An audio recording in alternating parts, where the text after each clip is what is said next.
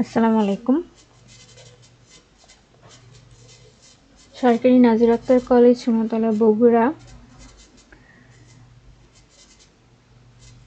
বিষয় অর্থনীতি, প্রথম পত্র, একাদশ শ্রেণী, লেকচার 6, অধ্যায় হচ্ছে ভোক্তা ও উৎপাদকের আচরণ। একাদশ শ্রেণীর সকল ছাত্রছাত্রীকে স্বাগত জানাচ্ছি আজকের লেকচার 6 নম্বর লেকচারে। আমরা অর্থনীতি প্রথম পত্রের প্রথম অধ্যায়টা পড়েছিলাম, আজকে দ্বিতীয় অধ্যায় পড়ব। দ্বিতীয় অধ্যায়টা হচ্ছে ভোক্তা ও উৎপাদকের আচরণ। এখানে প্রথমে যেটা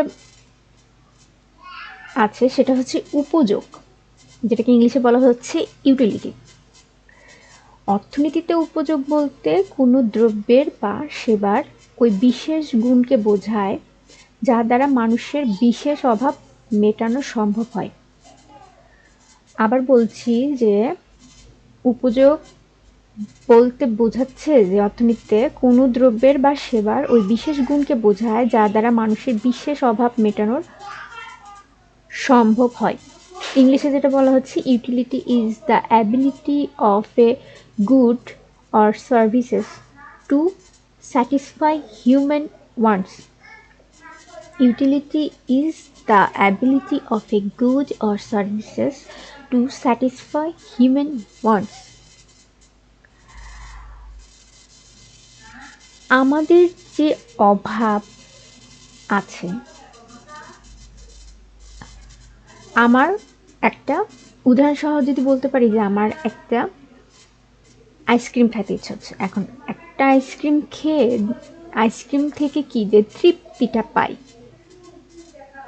ওই তৃপ্তিটাই হচ্ছে উপযোগ। মানে আইসক্রিম খাওয়ার ফলে আমার যে অভাবটুকু পূরণ হলো সেটাই হচ্ছে ইউটিলিটি বা উপযোগ।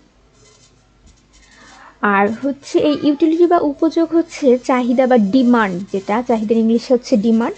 চাহিদা মেটানোর হচ্ছে মূল উপকরণ, যেটা আমরা বলতে পারছি। এখন এখানে দেখো লেখা আছে চাহিদা বা ডিমান্ড, সেটা কি জিনিস?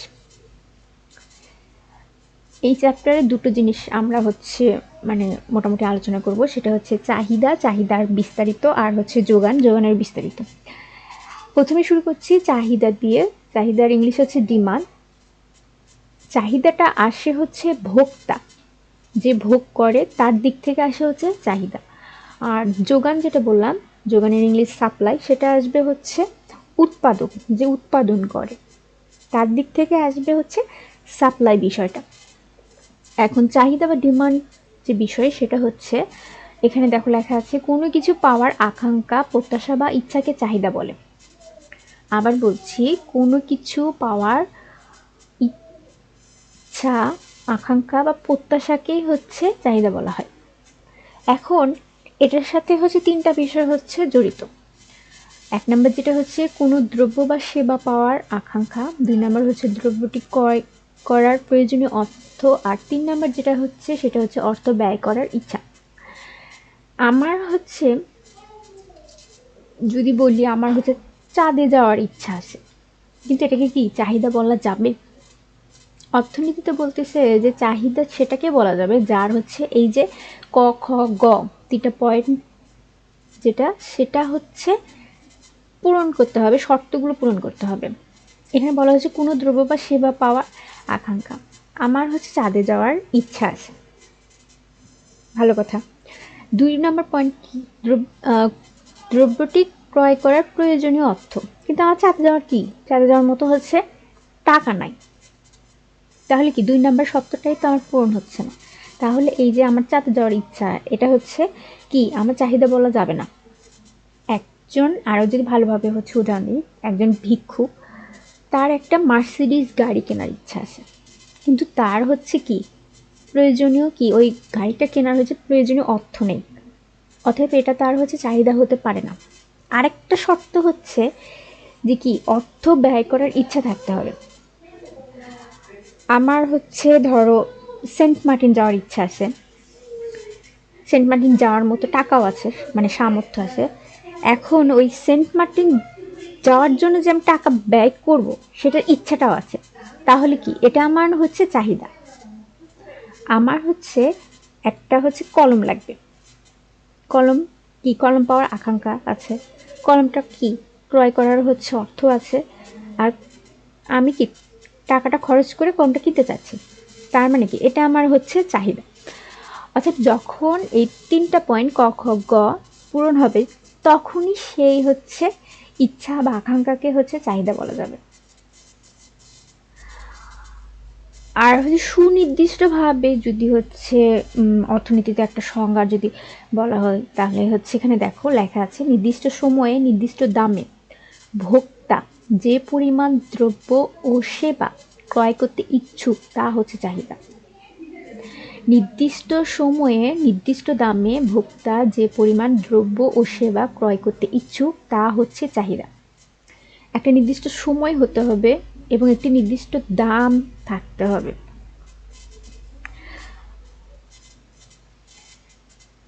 এখন হচ্ছে আমি উদাহরণ হচ্ছে দিতে পারি, যে হচ্ছে আমি বাজারে গেলাম, বাজারে যে হচ্ছে চালের দাম হচ্ছে দেখলাম যে হচ্ছে 40 টাকা কেজি। আমি ওই নির্দিষ্ট দাম মানে 40 টাকা কেজিতেই যে সময় গেলাম, সেই সময়েই হচ্ছে আমি যতটুকু পরিমাণ কিনে নিয়ে আসবো, এটাই হচ্ছে আমার চাহিদা। আমি যদি 5 কেজি কিনে নিয়ে আসি বা 10 কেজি কিনে নিয়ে আসি, এটাই হচ্ছে আমার চাহিদা।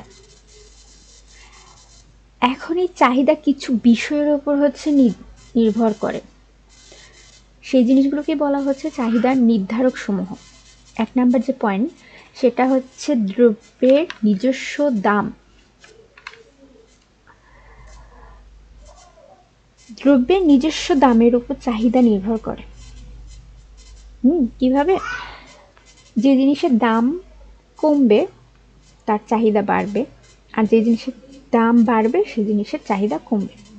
কোনো একটা জিনিসের দাম যদি কমে যায়, তাহলে হচ্ছে দেখবা মানুষ কি বাজারে যে ওই জিনিসটা হচ্ছে বেশি বেশি করে কেনে, আর যে জিনিসের দামটা হচ্ছে বেড়ে যায়, দেখবা হচ্ছে মানুষ কম কেনে, ভাবে যে হচ্ছে পরে যখন আবার দাম কমে যাবে তখন কিনবো। অতএব দামের সাথে চাহিদার কি একটা বিপরীতমুখী সম্পর্ক। দাম বাড়লে চাহিদা কমে, আর হচ্ছে দাম কমলে চাহিদা বাড়ে। 2 নাম্বার যে পয়েন্টটা হচ্ছে, সেটা হচ্ছে সময়। দ্রব্যের চাহিদা সময়ের উপর নির্ভর করে।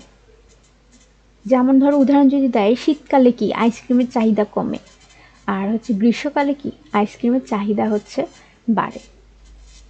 3 নাম্বার যেটা হচ্ছে সেটা আয়। ভোক্তার আয়ের উপর চাহিদা নির্ভর করে। কারো যদি আয় বেশি হয় তাহলে তার হচ্ছে চাহিদা বেশি থাকবে, আর যদি কারো আয় কমে যায় তাহলে চাহিদা কি তার হচ্ছে কমে যাবে। 4 নাম্বার যেটা পয়েন্ট, সেটা হচ্ছে সম্পর্কিত দ্রব্যের দাম। এখানে হচ্ছে ব্র্যাকেটে দুটো হচ্ছে দ্রব্যের কথা বলা হচ্ছে, পরিপূরক ও পরিবর্তক দ্রব্য।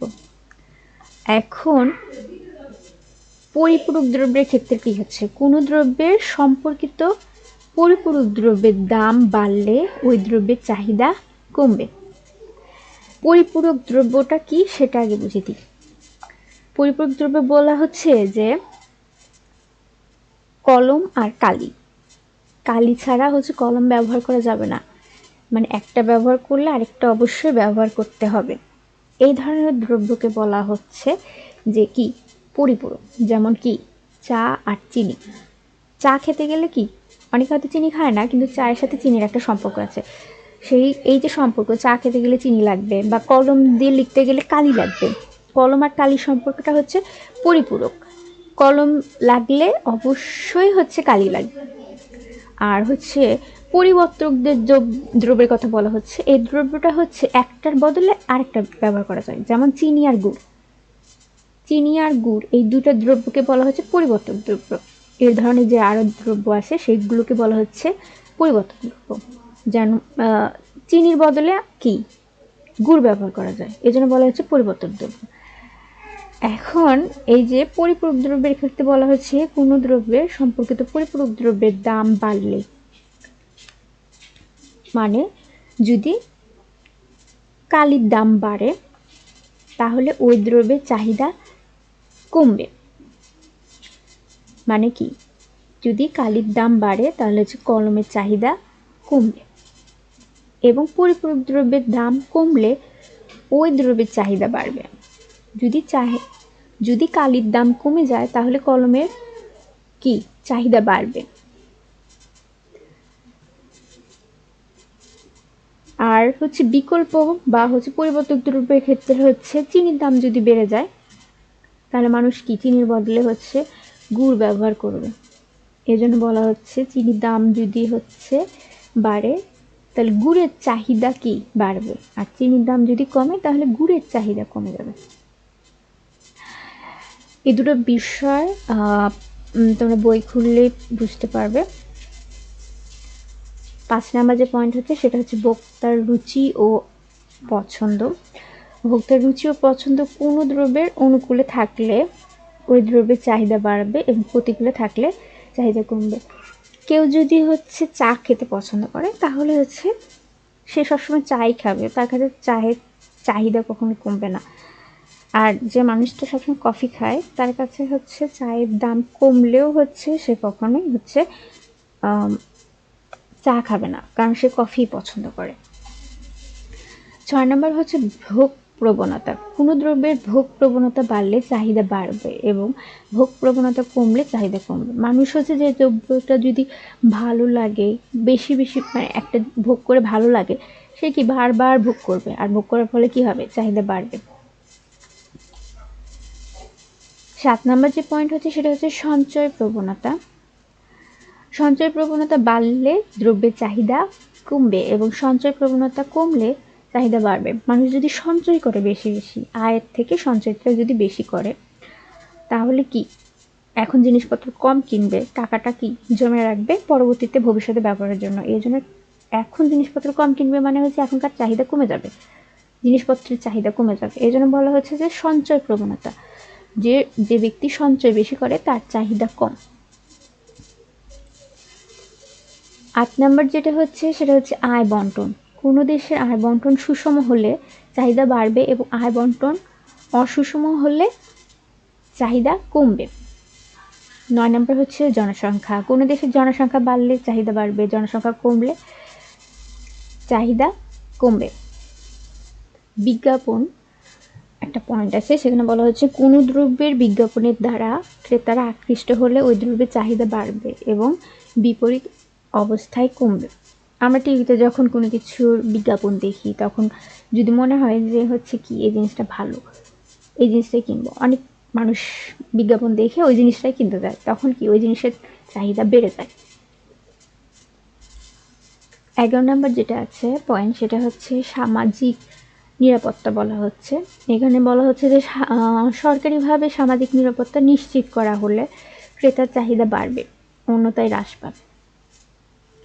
মানুষ যদি নিশ্চিন্তে নিজের সম্পদগুলো ভালোভাবে রাখে, টাকা পয়সা যদি ভালোভাবে চুরি যদি না হয়, সামাজিক কোনো গোলযোগ যদি না হয়, সেক্ষেত্রে কি সে ভালোভাবে থাকবে এবং তার চাহিদা বাড়বে, সব জিনিসের প্রতি তার হচ্ছে চাহিদা বাড়বে। 12 নাম্বার যে পয়েন্টটা আছে সেটা হচ্ছে আন্তর্জাতিক বাণিজ্য। আন্তর্জাতিক বাণিজ্য বলতে বোঝায় এক দেশ থেকে আরেক দেশে আমরা যে আমদানি রপ্তানি করি। বাংলাদেশ যখন ভারত থেকে কোনো জিনিস নিয়ে আসে সেটাকে বলা হচ্ছে রপ্তানি, আর বাংলাদেশ থেকে কোনো জিনিস যখন ভারতে যায় সেটাকে বলা হচ্ছে রপ্তানি।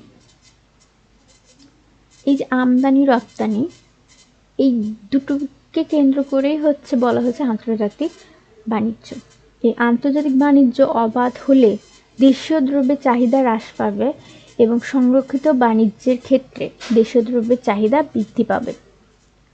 এই যে আন্তর্জাতিক বাণিজ্য যখন হচ্ছে, আমরা বিভিন্ন দেশের ধরো বাংলাদেশে বিভিন্ন দেশের হচ্ছে কি পণ্যগুলো পাওয়া যায়, তখন মানুষ কি করবে, ওই দেশের পণ্যগুলোই ভালো। আমাদের একটা অভ্যাস হচ্ছে কি যে ভারতের জিনিস ভালো, ভারতের সাবান ভালো, ইন্ডিয়ার সাবান ভালো, ইন্ডিয়ান শাড়ি ভালো, আমরা কি করি দেশের যে জিনিসগুলো সেগুলো কি আমরা ব্যবহার করি না। এই যে আন্তর্জাতিক যখন বাণিজ্য যখন অবাধ হবে, সব জিনিস যখন আমরা বিদেশ থেকে নিয়ে আসবো, তখন হচ্ছে দেশের যে পণ্যগুলো উৎপাদন হয় সেগুলোর প্রতি আমাদের আকর্ষণ থাকবে না, যার ফলে হবে কি আমাদের হচ্ছে দেশের পণ্যগুলোর প্রতি চাহিদা হ্রাস পাবে। পরের যে পয়েন্ট সেটা হচ্ছে চাহিদা সূচি। আমরা যেটা বলেছি যে দাম ও চাহিদার মধ্যে একটা বিপরীত সম্পর্ক আছে, যে দাম বাড়লে চাহিদা কমে, দাম কমলে চাহিদা বাড়ে। এই বিপরীত সম্পর্ক যদি হচ্ছে তালিকা বা ছকের সাহায্যে প্রকাশ করা হয় তাকে চাহিদা সূচি বলে। আবার বলছি, দাম ও চাহিদার মধ্যকার বিপরীত সম্পর্ক যদি তালিকা বা ছকের সাহায্যে প্রকাশ করা হয় তাকে চাহিদা সূচি বলে। এখন একটা চাহিদা সূচির একটা চার্ট হচ্ছে এখানে দেখো দেওয়া আছে। প্রথম কলামে দেওয়া আছে দাম, প্রাইস, দামের ইংলিশ প্রাইস, সেজন্য পি দিয়ে হচ্ছে বড় হাতের পি দিয়ে আমরা হচ্ছে নির্দেশ করি, সেটাকে লেখা আছে দাম, ব্র্যাকেটে পি টাকায়, আর পাশের কলামে লেখা আছে চাহিদার পরিমাণ, মানে হচ্ছে কোয়ান্টিটি কিউটা হচ্ছে আমরা এখানে ব্যবহার করছি, আর একক হিসেবে এখানে ধরছি। এখন দেখো দাম যখন 10 টাকা তখন চাহিদার পরিমাণ কত? 40 একক, মানে হচ্ছে 10 টাকা কেজি চাল হলে আমি 40 কেজি চাল কিনব।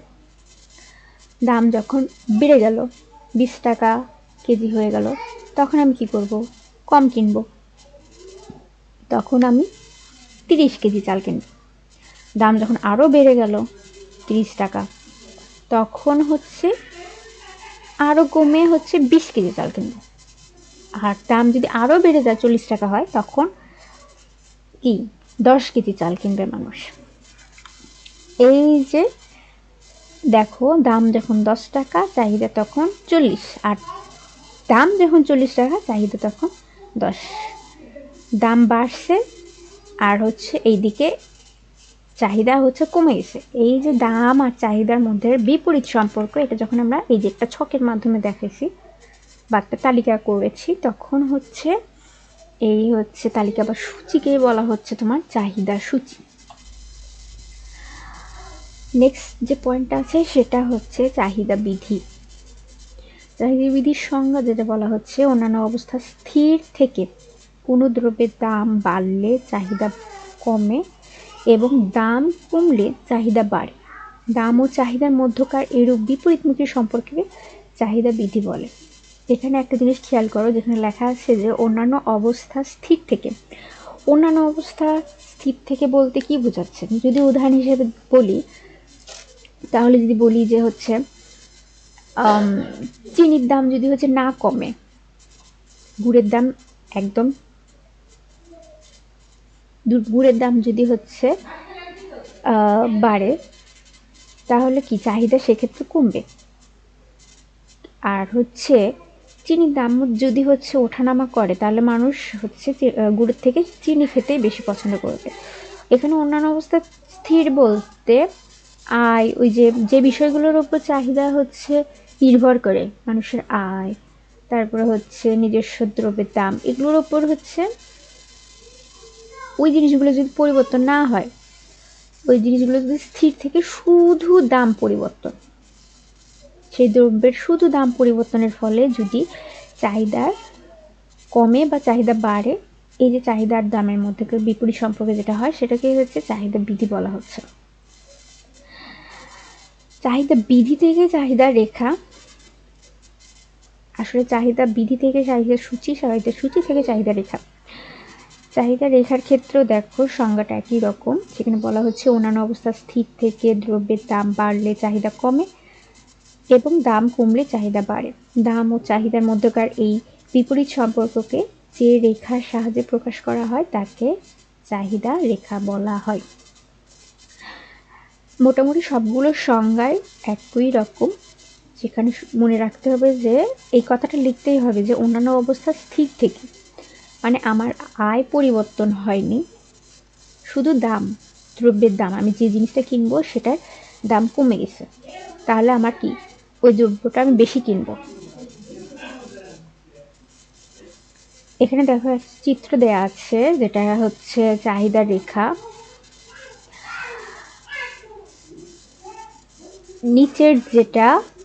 নিচে যে রেখাটা ও কিউ রেখা, এটা হচ্ছে ভূমি অক্ষ, আর হচ্ছে ওপি রেখা হচ্ছে লম্ব অক্ষ। ও কিউ রেখা হচ্ছে ভূমি অক্ষে দেখানো হচ্ছে চাহিদার পরিমাণ, আর হচ্ছে ওপি লম্ব অক্ষে দেখানো হচ্ছে দাম। এখন দেখো Q1 যখন দাম যখন P1, এখানে ধরলাম দাম যখন 30 টাকা, তখন চাহিদা হচ্ছে Q1। দাম যখন P2, তখন হচ্ছে চাহিদার পরিমাণ Q2।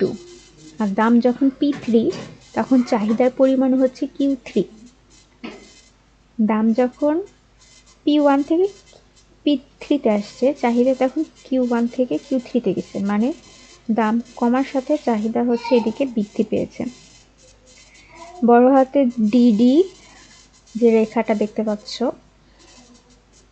বাম থেকে ডান দিকে হচ্ছে নিম্নগামী, এই রেখাকেই হচ্ছে চাহিদা রেখা বলা হচ্ছে, যেটা হচ্ছে দাম আর হচ্ছে চাহিদার মধ্যে একটা বিপরীত সম্পর্ক হচ্ছে নির্দেশ করছে।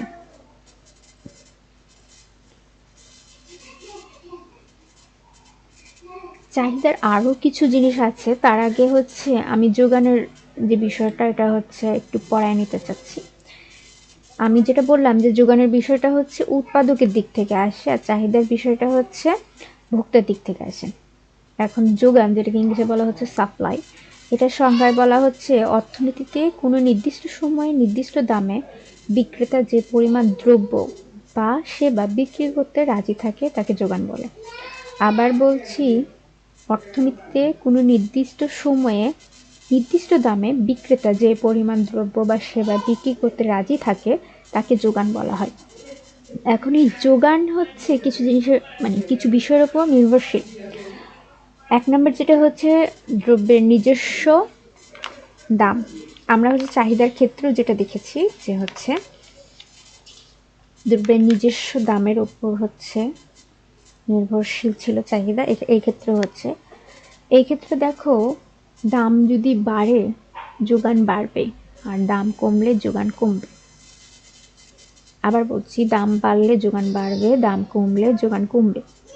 তার মানে কি দাম আর যোগানের মধ্যে একটা কি সমমুখী সম্পর্ক, কিন্তু চাহিদার ক্ষেত্রে দেখেছি যেটা বিপরীতমুখী সম্পর্ক। পার্থক্য এই পয়েন্টগুলো বললেই হচ্ছে পার্থক্যটা বুঝতে পারবা। নেক্সট যে পয়েন্ট হচ্ছে বিকল্প দ্রব্যের দাম। এখানে বলা হচ্ছে কোনো দ্রব্যের বিকল্প দ্রব্যের দাম বাড়লে বিবেচ্য দ্রব্যটির যোগান কমে। যেমন আমরা ওই যে উদাহরণ দিয়েছিলাম চিনি আর হচ্ছে গুড়ের, এখানে বলা হচ্ছে যে চিনির দাম বাড়লে চিনির যোগান বাড়ে, ফলে কি গুড়ের যোগান কমে যায়। নেক্সট যে পয়েন্ট সেটা হচ্ছে পরিপূরক দ্রব্যের দাম। পরিপূরক দ্রব্যের দাম বাড়লে উহার যোগান বাড়বে, এক্ষেত্রে অন্য দ্রব্যটির যোগানও বাড়বে। এখন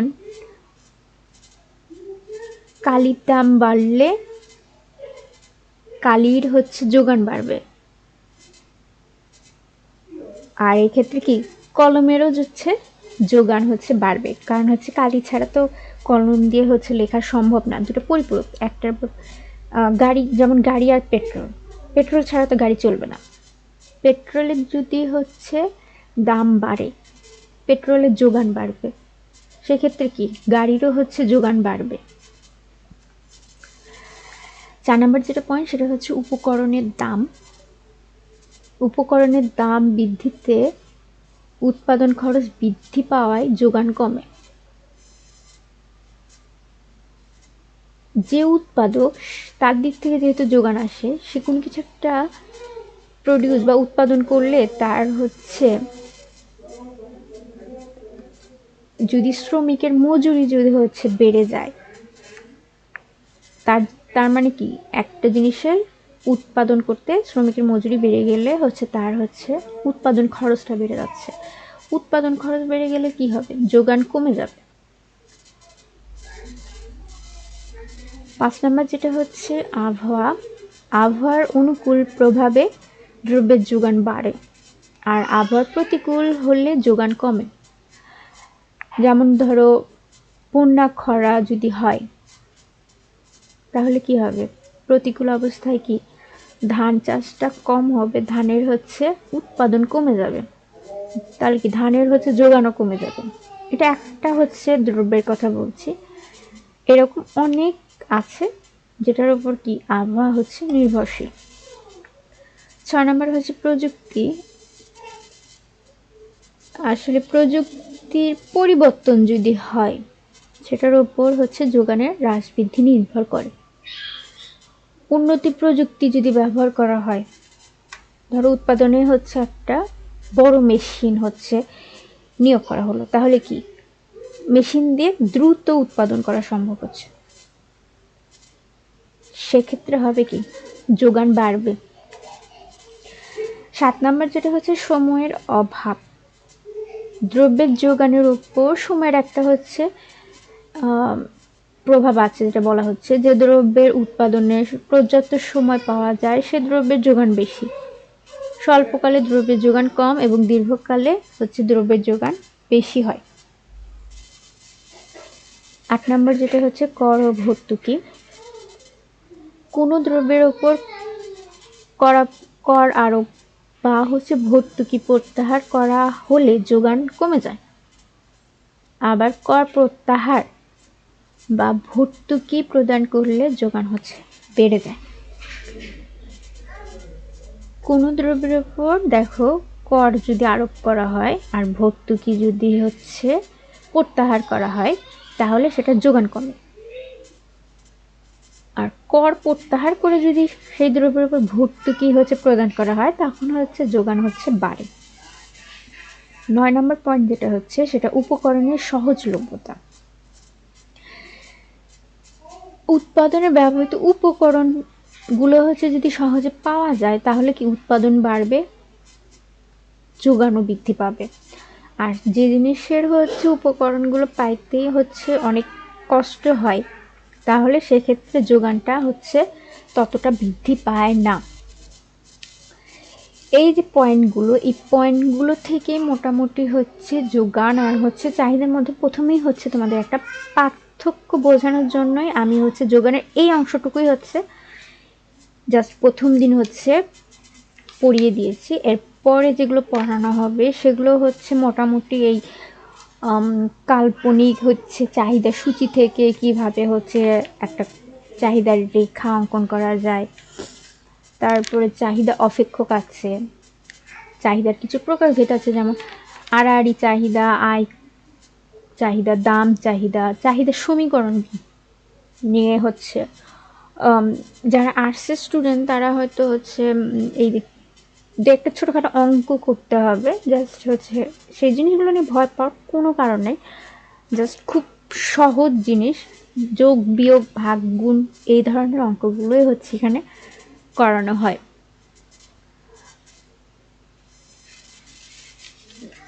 আজ যেহেতু এই চ্যাপ্টার প্রথমের অংশগুলো পড়ালাম সেই জন্য আজ এতটুকুই পড়িয়েছি, বেশি কিছু হচ্ছে পড়ালে হচ্ছে তোমরা হচ্ছে ভাববা অনেক কঠিন, কিন্তু হচ্ছে মানে আমার কাছে মনে হয় যে এই যে ম্যাথমেটিক্যাল বা হচ্ছে চিত্র জাতীয় যে অধ্যায়গুলো, চিত্র দিয়ে যেগুলো বোঝানো যায় সেগুলো হচ্ছে অর্থনীতির হচ্ছে খুব আকর্ষণীয়, খুব মজার বিষয়গুলো। তাছাড়া হচ্ছে ওই সংজ্ঞা টঙ্গা যেগুলো আছে সেগুলো তো হচ্ছে নর্মাল যেগুলো বিষয়।